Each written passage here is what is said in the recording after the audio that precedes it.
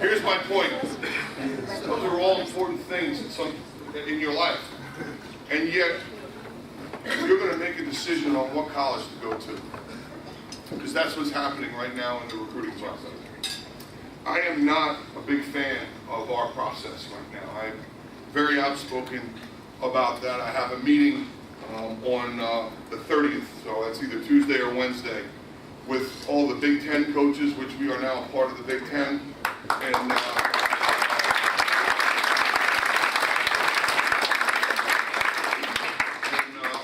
all the ACC coaches. Please don't clap.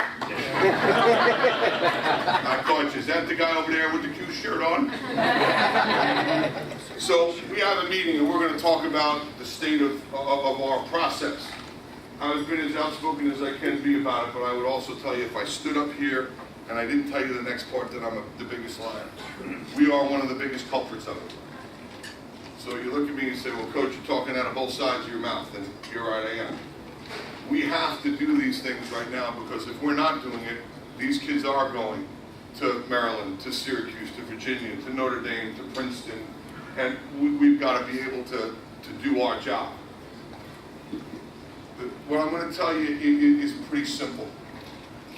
You don't have to do anything. You don't. Moms and dads, your kids don't have to do anything. You can if you want, but you don't. You don't have to do something. We have, in my tenure at Johns Hopkins, I am now in my 14th year. I'm the second longest tenured lacrosse coach in Johns Hopkins lacrosse history. Not sure that's a good thing or a bad thing yet. But I've asked one guy to make a decision. And I've said, you've got to tell us by this date. That guy never made it through Johns Hopkins. Never asked a young man to do that again. Because we don't believe in basing the start of our relationship on pressure. But pressure is there. Whether everybody wants to admit it, it's like the big elephant in the room is pressure. Well, pressure doesn't always come from the coaches, you know. Because what happens is, you're a part of Titanium Lacrosse, and wait till that first 10th grader makes the decision to go to University A. And everybody starts to look around and go, should I be doing that? Should my son be doing that? My son, are we behind here? We better get going. We better go visit schools. You have to go at your pace. And we've told guys that they're going to miss an opportunity at Johns Hopkins because they don't make a decision. But in the end, the most important thing you guys can do is make the right one. Okay? So number one is the pace is very fast. Okay? Just to give you kind of an idea of where it is now. And if I'm going too long, give you the hook and I will get off the stage here. But the pace is fast. There are already 9th graders committed. We have not invited a 9th grader to visit our campus yet. Because, I don't know, do any of you guys have any report cards yet? Correct. So I don't know how Johns Hopkins could accept someone without grades. So we're not going to do anything until we go through this whole November and we get to evaluate all the 2017s. And then maybe, if it works that way, we may take 1 or 2. Okay? We may take 3, but we're going to be very cautious because it's very risky on both sides. So, 1 is the pace is fast. 2, one of the hardest things in the recruiting process is to be realistic. And maybe that's harder for mom and dad than it is for little Johnny. Because mom and dad want him to go to Johns Hopkins, they want him at Princeton, they want him at Syracuse.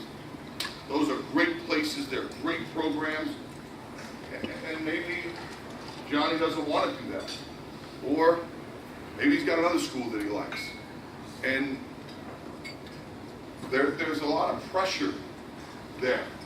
So I would tell you, be realistic. And the way you be realistic is you can tell the level that your son is at. As young guys, you can tell the level you're at by who's recruiting you. So for instance, if Johns Hopkins is recruiting Kevin Boland, and then Washington College, Washington and Lee, Gettysburg, and another school are recruiting him, doesn't make sense, does it? Highest level of Division I and all Division III schools? Well, that means I probably saw Kevin Boland on his greatest day ever. Or, we made a mistake. But when you start to look around and you say, who's recruiting me? Well, if it's all what I would call, that mid-level school, then that's probably the level you're at.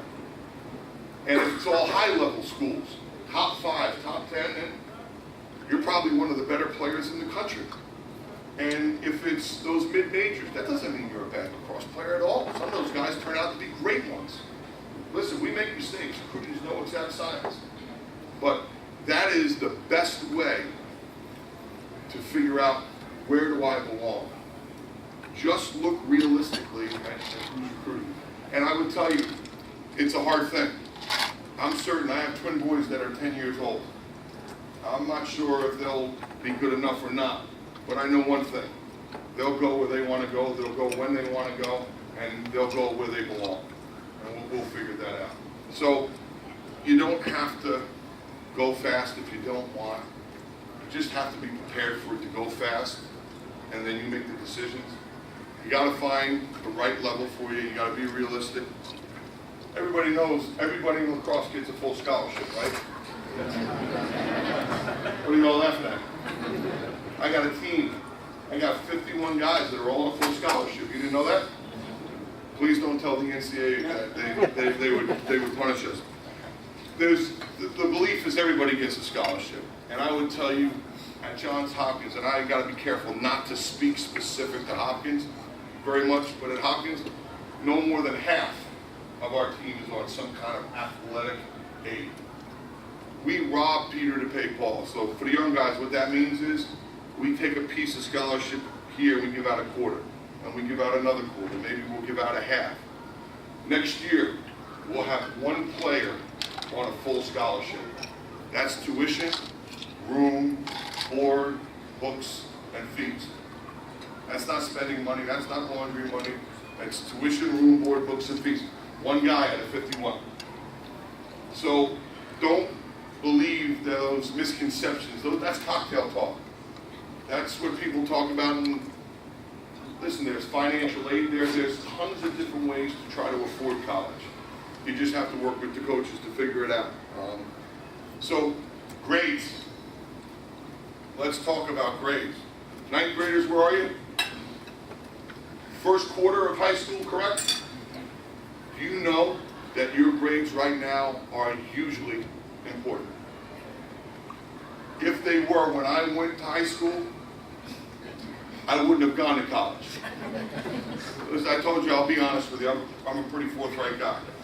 I hated school and I was a horrible student. I learned to like it because I learned it was important. Johns Hopkins and my father taught me that. But right now, you need to understand, all you young guys, 8th graders, 7th graders, school's really important. We recruited a young man 2 years ago. His dream, unlike Kevin Boland's, which I had never known that before, was to come to Hopkins. And we wanted him to come more than you could imagine. He was awesome. Mom and dad were great. The kid was great. He was talented. He was a hard worker. He was gritty. And when we went through the process, hardest thing I had to do, and I'll tell you exactly where I was. My son's football practice, 8 o'clock at night, had to excuse myself from a group of other men I was talking to, sat on a hill, and I had to tell his mom, who was divorced, that her son couldn't come to Hopkins because I couldn't get him in. But coach, it's his dream. Right? Nice lady over there just dropped her head. I can only imagine what his mom did.